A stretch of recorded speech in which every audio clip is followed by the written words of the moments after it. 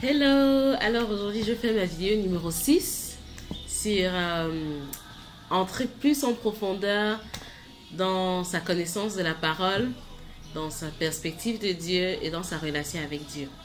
Donc c'est la 6e vidéo de la série de vidéos que je suis en train de faire. Le Saint-Esprit m'a mis à cœur de partager certaines leçons que j'ai apprises depuis les 2 dernières années dans ce parcours en profondeur et dans la maturité, dans la parole et dans ma vie chrétienne. Alors la 6e leçon, ça vient suite à la 5e leçon que j'ai partagée la semaine dernière, qui expliquait que Dieu m'a montré qu'il faut aller encore en profondeur. Et concrètement, comment? D'accord, aujourd'hui c'est plus de concrètement comment entrer en profondeur. Moi en fait, je me rappelle, j'étais un peu coupable, si on peut dire, oui, coupable, par rapport à la profondeur dans sa connaissance de la parole.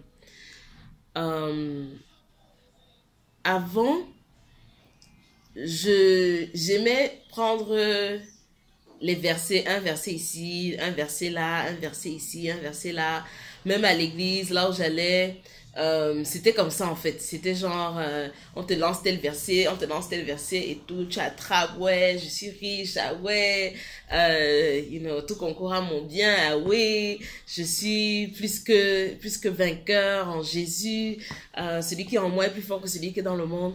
Donc je prenais ça comme ça, mais je ne prenais pas vraiment le temps pour digérer ce que Dieu me révélait. Ça, c'était un.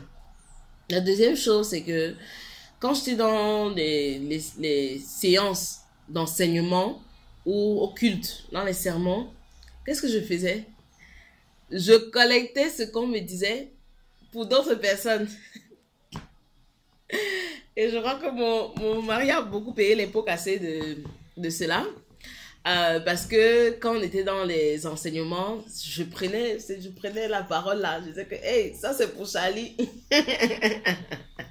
Bon, c'était surtout papa à lui, pas vraiment aux autres, mais c'était surtout papa à lui. Et puis après même, au-delà de mon mari, c'était des fois j'allais à l'église, je récoltais plus pour partager.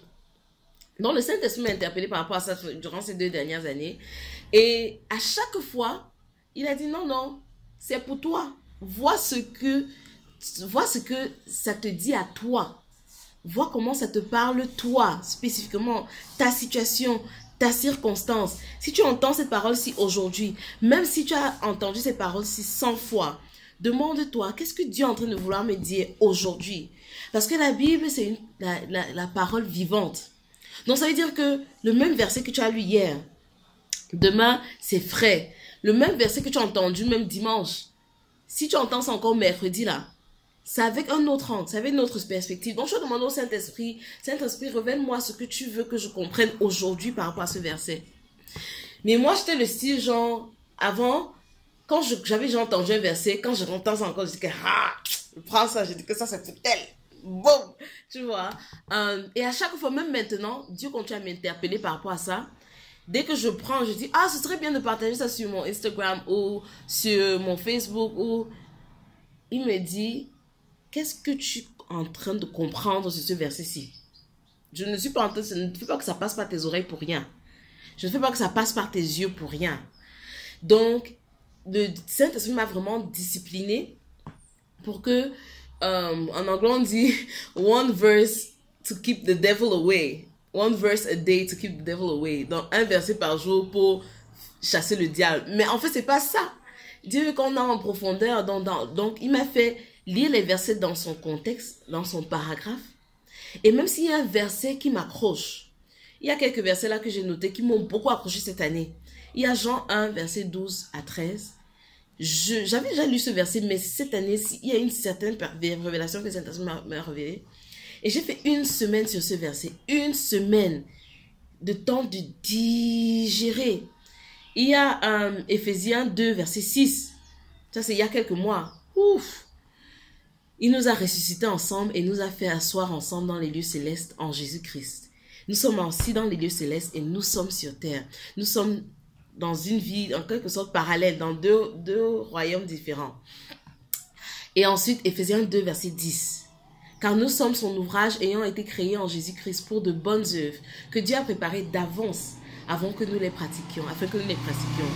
Donc Dieu a préparé nos œuvres bien à l'avance. Donc ce que nous avons juste besoin de faire, c'est nous accorder à ce que Dieu fait. Mais je ne suis pas là pour analyser les versets. Je suis là pour donner l'astuce que moi j'ai appris. C'est que ces versets-là, je me suis assise sur ça pendant une semaine au moins. Donc je lisais les commentaires.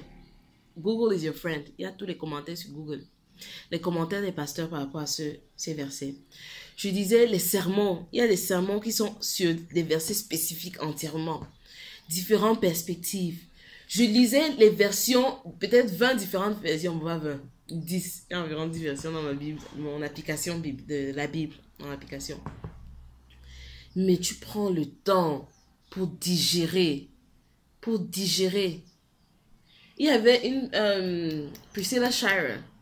Elle avait dit dans un de ses sermons, dans une de ses enseignements, c'est mieux de prendre un verset et passer un mois dessus que de lire 100 versets en un mois et ne rien laisser s'enraciner. Donc, c'est ça en fait le mot même. Pendant ces 2 ans, le Saint-Esprit m'a demandé de laisser que les choses s'enracinent, de laisser digérer les choses. Et vu que nous sommes dans l'ère de l'information, du rapide, de swiping, swipe, c'est très difficile des fois de prendre la pause, laisser digérer,